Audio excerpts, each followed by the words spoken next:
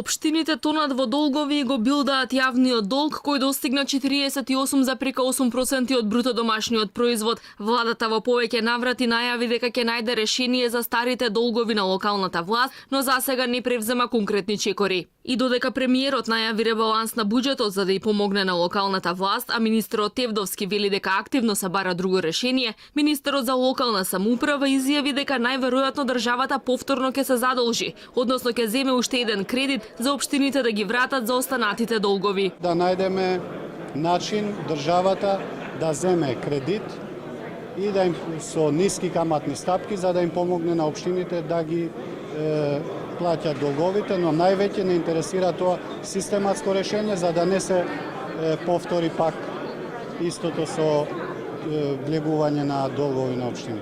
И покрај растот на јавниот долг, владата не отстапува од праксата редовно да се задолжува на домашниот пазар. Вчера се задолжи за 57 милиони евра, а денеска се раздолжи за 55 милиони. Јавноста негодува дека парите не се трошат за капитални инвестиции. Владата потрошила само 21% од планираното во првата половина од годинава. Министерот Сугарески тврди дека активностите ќе се интензивираат во последниве неколку месеци, но дека се ќе зависело од временските услови. Онаму каде што имаше проблеми, кај дел кој што се работи имаше, значи мај, јуни, јули месец исто така проблеми во смисла на временските услови.